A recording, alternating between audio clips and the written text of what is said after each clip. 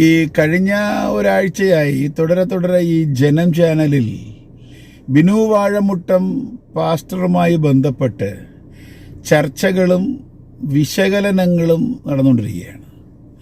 ഈ ചാനലിൻ്റെ ഒരു ഗതിയെ ഈ മറ്റിതര ചാനലുകളൊക്കെ നോക്കുമ്പോൾ അവരൊന്നും ഈ വിഷയത്തെ കൈകാര്യം ചെയ്യുന്നില്ല. കാരണം ഒരു ഗ്രാമത്തിലെ സ്വന്തമായിട്ട് സ്ഥലം പോലും ഇല്ലാതെ വാടകയ്ക്ക് അവിടെ എവിടെയും കുറച്ച് ആൾക്കാരെ കൊണ്ടുവന്ന് ആരാധിക്കുന്ന ഒരു പാസ്റ്റർ, പിന്നെ അദ്ദേഹത്തിൻ്റെ സംസാരവും ഭാവങ്ങളും ഈ പിന്നെ പുറം കണ്ടു കഴിഞ്ഞാൽ ഒരു കോടികളുടെയൊക്കെ പ്രതിനിധിയാണ്. ആ 2 ഏക്കർ വസ്തു പിന്നെ ലോണിനെന്തോ എടുത്ത് ലോണുകാരന്മാർ കയറി ഇറങ്ങിക്കൊണ്ടിരിക്കുകയാണ്. എന്നിട്ടാണ് ED അന്വേഷിക്കണം. ED-കാരന്മാരൊക്കെ അവിടെ വന്നു കഴിഞ്ഞാൽ ഇങ്ങനെ ചിലപ്പോൾ 100 രൂപ സ്വതന്ത്രാഴ്ച ഇട്ട് കൊടുത്തിട്ട് പോകുമെന്നാണ്. അപ്പോൾ ഞാൻ അങ്ങനെ ചോദിച്ചു, നിങ്ങൾക്ക് കോടികളൊക്കെ ഉണ്ടെന്ന് പറഞ്ഞു. അപ്പോൾ എൻ്റെ അദ്ദേഹം പറയാണ്, അച്ഛാ, ഈ നാട്ടുകാർക്ക് കേൾക്കുന്നവർക്കും എന്നെക്കുറിച്ച് എന്നെ കണ്ടപ്പോൾ ഇതൊക്കെ കേട്ടപ്പോൾ അങ്ങനെ ഒരു ധാരണ അവരുടെ ഉള്ളത്തിൽ തോന്നുവാൻ, ഈ ബൈബിളിലൊരു വാക്കുണ്ട്, ഒന്നുമില്ലായ്മയിലും എല്ലാമുള്ളവനെ പോ എന്നെ നടത്തുന്നവൻ എന്നുമെന്നും കൂടെയുള്ളതാ എന്ന് പറഞ്ഞാൽ ഒന്നുമില്ലെങ്കിലും മറ്റുള്ളവർ നോക്കുമ്പോൾ എല്ലാം ഉള്ളവനെ പോലത്തവർ എന്നാണ് അദ്ദേഹം എൻ്റെ അടുക്കൽ പറഞ്ഞത്. അല്ല, ഈ ജനം ചാനലിനെ നിങ്ങൾക്ക് വേറെ വിഷയമൊന്നുമില്ലേടേ? ഈ വിഷയമില്ലെങ്കിൽ നീ പറ. ഞാൻ കുറേ വിഷയങ്ങൾ എടുത്തിട്ടുണ്ട്, നല്ല കവറിങ് ആയ വിഷയങ്ങൾ.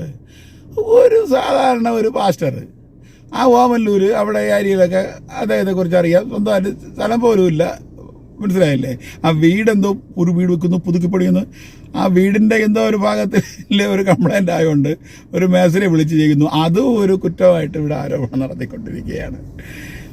എൻ്റെ ബലമായ സംശയം, ഈ ഇദ്ദേഹത്തിനെതിരെയൊക്കെ ഇട്ടവരെല്ലാം അനുരഞ്ജന പാതയിൽ മാപ്പ് കോപ്പ് എന്നൊക്കെ പറഞ്ഞൊക്കെ വന്നുകൊണ്ടിരിക്കുകയാണ്. അപ്പോൾ എൻ്റെ ബലമായ സംശയം, എവിടെയൊക്കെ ഉള്ളതിനകത്ത് ഭയം വന്നിരിക്കുകയാണ്. കാരണം ഈ പീലാത്തോസ് പറഞ്ഞു, ഈ നീതിമാനിൽ രക്തത്തിൽ എനിക്ക് പങ്കില്ല. അപ്പോൾ കാരണമില്ലാതെയാണല്ലോ ഇദ്ദേഹത്തിനെതിരെ ആരോപണം നടത്തുന്നത് എന്നതോർത്ത് കുറ്റബോധം കൊണ്ട് എനിക്കിനി നാളെ വല്ലതും പറ്റുമോ, എനിക്കിനി ദൈവകോപം ഉണ്ടാകുമോ എന്നൊക്കെ പറഞ്ഞ് പലരും വന്ന് ഇപ്പോൾ അനുരഞ്ജനത്തിൻ്റെ പാതയിൽ വന്നുകൊണ്ടിരിക്കുകയാണ്. അപ്പോൾ അതിന് സമമായിട്ടാണെങ്കിലും ഈ ജനം ചാനലിൽ ഇങ്ങേരും കൂടെ എന്തെങ്കിലും അണ്ടർസ്റ്റാൻഡിങ് ഉണ്ടോ എന്ന് എനിക്കറിയത്തില്ല. ഇങ്ങേർക്ക് അങ്ങനെ പോകത്തൊക്കെ കൊടുക്കത്തൊക്കെ പൈസയൊന്നുമില്ല. വല്ല ഇദ്ദേഹം ഇടയിൽ അമ്മമാർ വന്ന് തലവേദന പനിയെടുത്ത് ഇതിൻ്റെ പിന്നെ നമ്പിയാരോ ആരോ കാണുന്നു തോന്നുന്നു, പാഴ്ത്ത വായിക്കണം, അവന്മാരൊക്കെ വന്ന് എനിക്ക് വേണ്ടി പ്രാർത്ഥിക്കണം, ഭാഷയൊന്നുമില്ല, രഹസ്യമായിട്ടുള്ള പറഞ്ഞ് അനുരഞ്ജനമായോ എന്ന് എനിക്കറിയില്ല. അല്ല പിന്നെ ഇവിടെ പിന്നെ മാതാമൃതാനന്ദമയ്യും പിന്നെ കോടികൾ വെട്ടിച്ചവന്മാരും അല്ലെങ്കിൽ പോട്ട് ഇവിടെ എന്തെല്ലാം ഇവിടെയൊക്കെ ആചാര്യന്മാരുടെ കാര്യങ്ങളൊക്കെ ഇവിടെ യോഗ സെൻറ്റർ, മറ്റേ ബാബാ സ്വാമികൾ, ഇങ്ങനെയൊക്കെയുള്ള വിഷയങ്ങളൊക്കെ ഒരുപാടൊക്കെ ഉള്ളപ്പോൾ ഇതിനെല്ലാം മാറ്റിവെച്ചിട്ട്, അല്ല മറ്റേ ഈ അയോധ്യയിലെ വിഷയം നീയൊക്കെ ചർച്ച ചെയ്യില്ല, നമുക്കറിയാം. അയോധ്യയിൽ ഈ നടന്ന വിഷയങ്ങൾ, പിന്നെ മറ്റേ പോറ്റിയേ കേറ്റിയേ അത് നീയൊക്കെ ചർച്ച ചെയ്യില്ല. അതൊക്കെ എന്തെല്ലാം കണ്ടനുണ്ട്, അതൊക്കെ ചർച്ച ചെയ്യില്ല നീയൊക്കെ. പക്ഷേ ഈ ഒരു വിഷയം ഇങ്ങനെ ഇട്ടിട്ട് വെറും ബോറായിരിക്കണേ, വെറും ബോർ, വളരെ ബോറായിരിക്കുന്നു. അദ്ദേഹം ഒരു ഗ്രാമത്തിലൊരു പാസ്റ്റർ, രഞ്ജിത്ത്, അദ്ദേഹം എന്ത് ചെയ്തു, ആണോ അങ്ങനെയാണോ എന്ന് പറഞ്ഞ്, അപ്പോൾ ഒന്നുകിൽ അദ്ദേഹത്തെ നീ പൊലിപ്പിക്കാൻ നോക്കുന്നു, നീ പോലും അറിയാതെ അദ്ദേഹം ലോകം മൊത്തം അറിഞ്ഞുകൊണ്ടിരിക്കുന്നു. 2, നിനക്കെന്തോ ഒരു ഭയം ഈ ജനം ചാനലിനകത്ത് വന്നിരിക്കുന്നു. പിന്നെ പൈസ കൊടുത്ത് സെറ്റിൽ ചെയ്യേണ്ട പൈസകളൊന്നും പിന്നെ അന്തർധാരയിൽ ഇദ്ദേഹത്തിനകത്തില്ല എന്നെനിക്കറിയാം. പിന്നെ ഈ പണ്ട് കൂടെ വന്നവർ ആ കൂടെ വന്നവരത്തെ പറഞ്ഞ കേട്ടു, പിന്നെ വൃദ്ധസദനത്തിലെ വാർഡന്മാരെ ഒരുത്തൻ ഒരു ഗതിയും പരഗതിയും ഇല്ലാതെയാണ് ഇവിടെ വന്നതെന്ന്. അപ്പം നീ എങ്ങനെയുടെ വന്നേ? അപ്പം നീയും ഒരു ഗതിയും പരഗതിയില്ലാത്ത സമയത്തെ ഒന്നുമില്ലാതെ തിരിഞ്ഞ സമയത്ത് ഇവിടെ വന്നപ്പോൾ അങ്ങേര് ഒരു നേരത്തെ ആഹാരം തന്നി നീ കാണിച്ചില്ല. ഇപ്പം നീ പറഞ്ഞ എന്തിനാണ് നീ പറഞ്ഞത്? നിന്റെ മഞ്ഞനോവിലെ സാക്ഷ്യം പറഞ്ഞിട്ട് ഇവിടെ ക്യാൻസറും മറ്റേ മുഴയും അല്ലെങ്കിൽ ആധികാരിക വിഷയങ്ങൾ ഇരിക്കുമ്പോൾ നിന്റെ മഞ്ഞനോവ് പറഞ്ഞ് സാക്ഷ്യം പറയാൻ വേണ്ടി എന്തിനാണ് അതിൻ്റെ ആവശ്യം ഇരിക്കണം അദ്ദേഹത്തിന്? ഇനി മഞ്ഞോ വരാതെ നോക്കിക്കോ. ഇനി അടുത്ത രക്തം ടെസ്റ്റ് ചെയ്യുന്നീ ബിലിറുബിൻ്റെ അളവ് ഇടയ്ക്കിടയ്ക്ക് നീ ടെസ്റ്റ് ചെയ്യുന്നത് നല്ലതായിരിക്കും എന്നാണ് എൻ്റെ ഒരു അഭിപ്രായം. ജനം ചാനൽ എന്ത് പറ്റി ശേഖര, നീ എന്താ നന്നാവാതെ? വളരെ പൈങ്കിളിയായിരിക്കണ്ടേ നീ ആലോചിച്ച് നോക്കും. മറ്റ് ചിതര ചാനലുകൾ മറുനാടൻ, ഈ ITV ഇവരൊക്കെ 1-2 വീഡിയോ ഇട്ട് അങ്ങ് നിർത്തി, ഓക്കെ. പക്ഷെ അവർക്കറിയാം ഇനി കേട്ട് കഴിഞ്ഞാൽ ഞങ്ങളുടെ ചാനൽ തന്നെ മോശം. കാരണം ജനങ്ങൾ കാര്യന്തരം തിരിച്ചറിഞ്ഞു. ഒരു വൃത്തസാധനം വാസ്തവത്തിൽ ഇപ്പോൾ അവന്മാർ ആരോപിതരാകപ്പെട്ടു, ജയിലിലാകപ്പെട്ടു.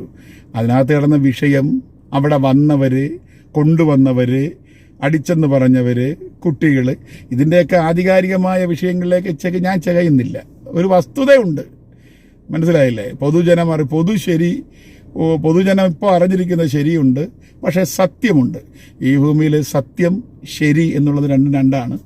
അത് വേറെ വിഷയം. അതിന് എന്തായാലും കോടതിയുടെ പരിഗണനയിലിരുന്ന് കോടതിയുടെ ആയിരിക്കുന്നതായിരിക്കൊള്ളട്ടെ. പക്ഷേ ഈ ഇദ്ദേഹത്തെ ഇട്ട് ഇങ്ങനെ ഓരോ ദിവസം ചാനലിലിട്ട് വെറുതെ വാർത്താ ദാരിദ്ര്യം ഇട്ട് ഇങ്ങനെയിട്ട് പൊലിപ്പിച്ചു കൊണ്ടിരിക്കുന്നത് ജനം ചാനൽ വെച്ച് മതിയാക്കണം. അല്ല, എനിക്കൊരു കാര്യം, BJP അധികാരികളെടുക്കൽ, സംഘപരിവാറിൻ്റെ അധികാരികൾ പറയുന്നത് ഈ ജനം ചാനൽ ഇപ്പോൾ ഈ ചെയ്യുന്ന വളരെ തരത്തിലാണ്. നിങ്ങളുടെ പാർട്ടിയെ തന്നെ അവഗണിച്ചു കൊണ്ടിരിക്കുകയാണെന്നാണ് തോന്നുന്നത്. നിങ്ങൾ പാർട്ടി പോലും അറിയാതെ യുവമാർ ഇതിനകത്തിരുന്നു കൊണ്ട് എന്തോ ഒരു അജണ്ട ഇതിനകത്ത് നിറവേറുന്നു. അല്ലെങ്കിൽ ഇദ്ദേഹത്തെ ഇത്രയും ഒരു തുടരത്തുറ ഓരോ വിഷയം, അരിക്കൊമ്പൻ്റെ വിഷയം വന്നു, 2-3 എപ്പിസോഡ് വന്നു. ഈ ഗോൾഡൻ ചാൻസ് ശബരിമല ശ്രീധരമുള്ള വിഷയം അതും കുറച്ച് ദിവസം ഉണ്ടായിരുന്നു. ഫ്രാങ്കോ വിഷയം കുറച്ച് ദിവസം ഉണ്ടായിരുന്നു. ഉമ്മൻചാണ്ടി മരിച്ചപ്പോൾ ആ ദുഃഖം കുറച്ച് ദിവസം, അച്യുതാനന്ദൻ്റെ മരിച്ച ദിവസം കുറച്ച് ദിവസം, ദിലീപിൻ്റെ വിഷയം കുറച്ച് ദിവസം. അത് അടുത്ത ട്രെൻഡ് വരുമ്പോൾ മാറുന്നു. അതാ ഇപ്പം വേറെ പുതിയ ട്രെൻഡ് ഇല്ലാത്തതുകൊണ്ട് ഇങ്ങനെയിട്ട് കളിക്കുന്നതാണോ? പക്ഷേ ഈ ഇദ്ദേഹത്തിൻ്റെ വിഷയം മാത്രം ഇട്ടിട്ട് എപ്പിസോഡായിട്ട് ഇങ്ങനെ വന്നുകൊണ്ടിരിക്കുന്നു. അതിൻ്റെ കാര്യം എന്തിനാണെന്ന് പറയാം. ഇനിയിപ്പോൾ ED അവിടെ നിന്ന് ഇങ്ങോട്ട് ഇത് ചെക്കിങ്ങിനോ ക്രൈംബ്രാഞ്ചോ വീട്ടിൽ കയറി ചെക്ക് ചെയ്യാൻ വരാൻ വേണ്ടിയാണോ? അവർ കാണിക്കപ്പെട്ടില്ല, പൈസ കണക്കാക്കി പൈസ കൂടി കൊണ്ടുവരാൻ പറയാം. അതുകൊണ്ട് നിങ്ങൾ വെച്ച് മതിയാക്കുന്നതാണ് നല്ലത്. വെറും തപ്പ്, നാണക്കേട്. അത് കേൾക്കുമ്പോഴേ ഇതിടയ്ക്ക് ഏതോ ഒരു കോന്തനെ വിളിച്ചുകൊണ്ടിരുന്നുണ്ട്. ഒരു 90s മുതൽ 2000 വരെയുള്ള കാലഘട്ടങ്ങളിൽ പാസ്റ്റർമാരെ നാട്ടുകാർ ഓടിച്ചിട്ടടിക്കുന്ന ഒരു ചരിത്രം കേരളത്തിലുണ്ട്. അങ്ങനെ ഇനിയും ചെയ്യാനും ഇവിടുത്തെ ഹൈന്ദവ സമൂഹത്തിന് മടിയൊന്നുമില്ല. ഞാൻ ഓർത്തിരുന്നുണ്ട്, പറയുന്നുണ്ട് ഞങ്ങൾ 1990 പെന്തക്കോസ്റ്റുകാർ അവിടെ ഇങ്ങോട്ട് വന്നപ്പോൾ ഞങ്ങൾ അടിക്കുമായിരുന്നു. അപ്പോൾ സരസ്വതിയുടെ ഏതോ ഒരു പ്രസവം കഴിഞ്ഞിട്ട് വന്നപ്പോൾ പെന്തക്കോസ് അത് എനിക്ക് തോന്നുന്നത്, ഞാൻ ഈ പലയിടത്തും കണ്ടിട്ടുണ്ട്. ഈ യുവമാരൊക്കെ ഈ ഒറ്റയ്ക്ക് വരുമ്പോൾ വാലും ചുരുട്ടി ഇങ്ങനെ പോകാറുണ്ട്, എവിടെയെങ്കിലും ഒറ്റയ്ക്കൊക്കെ പോകുമ്പം. പക്ഷേ ഏതെങ്കിലുമൊക്കെ സമ്മേളനമോ അല്ലെങ്കിൽ ഏതെങ്കിലുമൊക്കെ പിന്നെ ജയന്തികളോ വരുമ്പോൾ യുവമാർ 1000-10,000 എണ്ണമൊക്കെ വരുമ്പോൾ യുവമാർ റോഡെ വിടുന്നൊളിഞ്ഞ് ഇങ്ങനെ വരാറുണ്ട്. പക്ഷേ ഒറ്റയ്ക്ക് വരുമ്പോൾ മിണ്ടാപ്പൂച്ച പോലെ പോകാറുണ്ട്. ഏതെങ്കിലുമൊക്കെ മീറ്റിങ്ങിൽ എവിടെ കൂടിയെങ്കിലുമൊക്കെ മീറ്റിംഗ് കഴിഞ്ഞ് ജയന്തികളൊക്കെ കഴിഞ്ഞ് റാലിയും കഴിഞ്ഞ് കുറേ എണ്ണം കൂടെ ഒരുമിച്ച് വരുമ്പോൾ ഏതെങ്കിലും അപ്പായി പാഷമാരെ എന്ന് വിളിക്കുന്നതിനെക്കുറിച്ചാണ് അവൻ പറയണത്. മനസ്സിലായില്ലേ? അന്ന് പെന്തക്കോസ്ത് പാസ്റ്റർമാർ എവിടെ വരുമ്പോൾ ഞങ്ങളെല്ലാം കയറി കൈകാര്യം ചെയ്യുമായിരുന്നു. കൈകാര്യം ചെയ്യണം മോയ്, നീ കൈകാര്യം ചെയ്യുവാടാ? നീ കഴിവുള്ള നീ വിലപ്പോണെടുത്ത് കൈകാര്യം ചെയ്യുമോ? നീ എന്തിനാണ് വിചാരിച്ചത്? അടിയെന്ന് പറയുന്നത് ഈ കൊടുക്കാൻ വേണ്ടി മാത്രമുള്ളതാ? അടി വാങ്ങിക്കാൻ കൂടെ ഉള്ളതാണ്. എടാ, ഇത് ഞാൻ പറയണ എനിക്ക് പ്രാഗൽഭ്യമുണ്ട്. കാരണം അടി കൊണ്ടിട്ടുണ്ട്, അടി കൊണ്ട് ഓടിയിട്ടുണ്ട്, അകത്ത് കിടന്നിട്ടുണ്ട്. മനസ്സിലായല്ലേ? ഇത് പിന്നെ ഇന്നും ആരോപിതനും കേസിൽ പ്രതിയുമാണ്. അതൊക്കെ ഈ ഇന്ത്യയിലെ അറിയപ്പെട്ട കൂട്ടുപ്രതികളോടൊപ്പമുള്ള പ്രതിയാണ്. മനസ്സിലായല്ലേ? അതുകൊണ്ട് നല്ല അടി നീ കണ്ടിട്ടുണ്ടാടാ? നീ ഇപ്പോൾ എന്തൊക്കെ സാറേ അടി വാങ്ങിച്ച് പിടിക്കുക, എല്ലായിടത്തിൻ്റെ അടുത്ത് വില പോകില്ല പറഞ്ഞേട്ടാണ്. നീ ഏതോ കൂട്ടം കൂടി ആഹു എന്നൊക്കെ പറഞ്ഞോട്ട് വരുമ്പോൾ വഴിയെ പോകുമ്പോൾ അപ്പച്ചന്മാർ റോഡിലേക്ക് നിന്നൊക്കെ പിടിക്കും. നല്ല കടയക്കാർ ഉണ്ടിട്ടില്ല. അതുകൊണ്ട് ഇങ്ങനെയൊക്കെയുള്ള മറ്റേ വർത്തമാനങ്ങൾ വെച്ച് നീ മതിയാക്കണം. നീ പറഞ്ഞേട്ടാ, ഇത് നീ ആരെ ബൂസ്റ്റപ്പ് ചെയ്യാൻ വേണ്ടി ഇത് അതല്ല. അപ്പം നിൻ്റെയൊക്കെ ചിന്ത ഇങ്ങനെ നീയൊക്കെ എന്തിനാണ്? നീയൊക്കെ സമയം കിട്ടണമെങ്കിൽ ഹിന്ദു ആയിരുന്നാലും മുസ്ലിം ആയിരുന്നാലും അല്ലെങ്കിൽ ക്രിസ്ത്യാനി ആയിരുന്നാലും ഇതിലെ തലപ്പത്തിരിക്കണമാരായിരുന്നാലും BJP ആയിരുന്നാലും കമ്മ്യൂണിസ്റ്റ് കോൺഗ്രസ് ആയിരുന്നാലും നീയൊക്കെ ഒരു കോർ കമ്മിറ്റി നിങ്ങൾക്കൊക്കെ എല്ലായിടവും ഉണ്ട്. അതിവിടെ പാവട കൊടി പിടിക്കണവനും ഇങ്ങനെ ഇരിക്കണവനും പിന്നെ താഴെ കിടക്കണവനുമാണ് അങ്ങോട്ടും ഇങ്ങോട്ടും അടിയുണ്ടായിക്കൊണ്ടിരിക്കുന്നത്. അതവിടെ ഇരിക്കട്ടെ. നീയൊക്കെ അവിടെ കയറുന്നതുകൊണ്ട് ഞങ്ങൾ ഉണർന്നാലുണ്ടല്ലോ, നീയൊക്കെ എല്ലാം കൂടെ അവിടെ കിടന്നുകൊണ്ട് ഉറങ്ങിക്കൊണ്ടിരിക്കും. പക്ഷേ റോഡിൽ കൂടി കിടക്കുന്ന അമ്മയ്ക്ക് മക്കളില്ലാതെ പോകുന്നു. നീ ഇവിടെ കിടന്ന് ഇങ്ങനെ ബൂസ്റ്റപ്പ് ചെയ്യുമ്പോൾ ഈ ഇവിടെ കിടക്കുന്ന ഇപ്പം കണ്ടില്ലേ, ഒന്നുമില്ല, ആ പള്ളിക്കാരി വന്നപ്പോൾ ആ പ്രസിഡന്റ് ഉൾപ്പെടെ കിടന്ന് അയ്യോ അയ്യോ ഞങ്ങളെ പ്രതിയാക്കിയേ എന്ന് പറഞ്ഞ് മോങ്ങി കണ്ടില്ലേ. വന്ന ആരാവൻ കണ്ട പ്രതിയാക്കിയപ്പോൾ ആരിരുന്ന് ആര് കൂടെ ഉണ്ടായിരുന്നു. അതുകൊണ്ട് ചെയ്യണമെങ്കിൽ നീയൊക്കെ ഇറങ്ങി വന്ന് ചെയ്യും, നേതാക്കന്മാർ ഇറങ്ങി വന്ന് ചെയ്യും. പാവപ്പെട്ട അണികളായിട്ട് നീ ഇട്ട് ബൂസ്റ്റപ്പ് ഇങ്ങനെ ചെയ്യിപ്പിക്കുക. അതൊക്കെ പണ്ടൊക്കെ മനസ്സിലായല്ലേ, പണ്ട്. ഇപ്പോഴത്തെ എല്ലാ അണികളും ഹിന്ദു ആയിരുന്നാലും മുസ്ലിം ആയിരുന്നാലും ക്രിസ്ത്യാനി ആയിരുന്നാലും BJP ആയിരുന്നാലും കമ്മ്യൂണിസ്റ്റ് കോൺഗ്രസ് ആയിരുന്നാലും എല്ലാ ഇപ്പോഴത്തെ പയ്യന്മാർക്കും അമ്മമാർക്കും വിവരമുണ്ട്. ഇങ്ങനെ ബൂസ്റ്റ് ചെയ്തുകൊണ്ടോ കുറേ കവിത കേട്ടത് കൊണ്ടോ ഇമോഷണൽ പാട്ടുപാട് ഘീ ജയ് കേട്ടത് കൊണ്ടോ ഒന്നും ചാടി അങ്ങ് ഇറങ്ങില്ല. അവനവൻ്റെ കുടുംബം, ഭാവി, ജോലി, ഇതൊക്കെ എല്ലാവർക്കും അവന് ബോധ്യമുണ്ട്. അതുകൊണ്ട് ഇതൊക്കെ ഔട്ട് ഓഫ് ഫാഷൻ ഇതൊക്കെ പോയി ഇനി ഇളക്കി വിടുന്ന കാര്യങ്ങൾ മനസ്സിലായല്ലേ. ഏവം വിചാരിച്ചാലും 2 എണ്ണം ഇപ്പം കിട്ടൂടെ. പണ്ടൊക്കെയാണ് ഗുണ്ട എന്നൊക്കെ പറയുമ്പം ഒത്തിരി തഴി ഹൂ എന്നൊക്കെ പറഞ്ഞു. ഇപ്പം എന്ന് പറഞ്ഞാൽ ഏത് ഞെരുന്ന് പയ്യൻ വിചാരിച്ചാലും അവന് 2 എണ്ണം കിട്ടും. 2 പേര് വരാൻ പറഞ്ഞാൽ 2 ചുരുട്ടി കൊടുത്തു കഴിഞ്ഞാൽ 2 എണ്ണം കിട്ടും. ആ കാലഘട്ടത്തിനാണ് ഇരുന്നുകൊണ്ട് ഇനി ഞങ്ങൾ അടിക്കും പിടിക്കുമെന്ന് പറയണത്. മനസ്സിലായി. നല്ല അടി കണ്ടവന്മാരൊന്നും ഇങ്ങനെയൊക്കെയുള്ള അഭിപ്രായങ്ങളൊന്നും പറയില്ല. അടി കണ്ടവനും കൊണ്ടവനും. മനസ്സിലായല്ലേ. അതുകൊണ്ട് ജനം TV ചാനൽ വെറും വൾഗർ, അത് വെറുതെ അല്ല നിങ്ങളൊക്കെ മലൻ TV എന്ന് വിളിക്കണം. സത്യമായിട്ട് ഇപ്പം എനിക്ക് മനസ്സിലായി. വെറും ഈ എപ്പിസോഡൊക്കെ എന്ന് പറഞ്ഞാൽ വെറും ബിനു വാഴമുട്ടത്തിനെ ഇത്രയും പ്രൊമോട്ട് ചെയ്യാൻ വാസ്തവത്തിൽ എനിക്കുള്ളിൽ സന്ദേഹം വന്നിടേ. നിങ്ങൾ തമ്മിൽ അന്തർധാരയുണ്ട്. നമ്പ്യാരെ, അനിലേ, ജനമേ, ചാനലേ, എന്നെ കൂടി ഒന്ന് കുറച്ചൊന്ന് ബൂസ്റ്റപ്പ് ചെയ്യും, കുറച്ചുകൂടി ഒന്ന് വൈറലാവട്ടെ, നമുക്കൊന്ന് കാണാം. അല്ലെങ്കിൽ ഏതെങ്കിലും തരത്തിൽ അല്ലെങ്കിൽ നിന്റെ മുഴുവൻ ഞാൻ പ്രാർത്ഥിച്ചാൽ എന്തെങ്കിലുമൊക്കെ ഒരു അന്തർധാരയോ തമ്മിലുണ്ടോ എന്ന് എനിക്ക് തന്നെ സംശയിച്ചു. സാരാംശത്തിലൊന്നുമില്ല, ഞാനൊരു ചോദ്യം മാത്രം അവിടെ ചോദിച്ചിട്ടേ ഉള്ളൂ.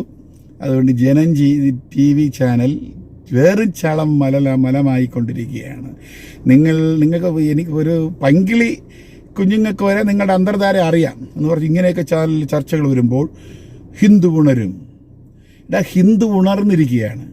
ഇവിടുത്തെ ക്രിസ്ത്യാനിയും ഉണർന്നിരിക്കുകയാണ്, മുസ്ലിമും ഉണർന്നിരിക്കുകയാണ്. എല്ലാ പാർട്ടിക്കാരും ഇപ്പോൾ ഉണർന്ന്, എല്ലാ പാർട്ടിക്കാരുടെ കയ്യിൽ ഫോണുണ്ട്. മനസ്സിലായി. എല്ലാവരും കാര്യങ്ങൾ, എല്ലാവരും ബോധമുണ്ട്. ഇനി അവരെ ഇനി ഒന്നേന്ന് ഉണർത്തണ്ട വികാരം കൊടുത്തെന്ന്. നീയൊക്കെ പറഞ്ഞുകൊണ്ട് അവരവരുടെ വീട്ടുകാര്യങ്ങളും പിള്ളേരുടെ ഭാവി കാര്യങ്ങളും നമുക്ക് മര്യാദയ്ക്കിരിക്കുമ്പോഴാണ് മതം കൊണ്ടുവന്ന് മറ്റേ ഉരുവാക്കി വിടണവന്മാരങ്ങ്. അതുകൊണ്ട് ഈ ചാനലുകാരവർ ചർച്ച ചെയ്യുമ്പോഴെല്ലാം ഇതൊക്കെ കേൾക്കുന്ന ഹൈന്ദവ എല്ലാ പാർട്ടിയിലുള്ളവരെല്ലാം സംഘടിക്കും, ഒന്നാകും. ഇടീ അതൊക്കെ പോയി, അതൊക്കെ പഴയ മനുവിൻ്റെ കാലം. ഇത് മൈത്രേയൻ്റെ കാലഘട്ടമാണ്. ഇത് മൈത്രേയൻ്റെ കാലഘട്ടം, വിശാല കാലഘട്ടമാണ്, പൗരൻ്റെ കാലഘട്ടമാണ്, അടിയോൻ്റെ കാലഘട്ടമല്ല. ഇത് മറ്റേ തൊമ്പ്രാൻ അടിയോൻ്റെ കാലഘട്ടം. അതൊക്കെ മാറി. മനസ്സിലായില്ലേ. എല്ലാവരുടെ മനസ്സെല്ലാം നല്ല വിശാലമായി കഴിഞ്ഞു. അതിൻ്റെ ഇടയിൽ വാസ്തവത്തിൽ മറ്റു ചാനലുകളെല്ലാം മൗനമായിരിക്കുന്നത്. അവർക്ക് വിവരമുണ്ട്. ഇതിൻ്റെയൊക്കെ സ്റ്റാൻഡേർഡ് നിലവാരം മലമാണെന്ന് ഒന്നുകൂടെ ഒന്ന് വെളിപ്പെടുത്തിയിരിക്കുകയാണ്.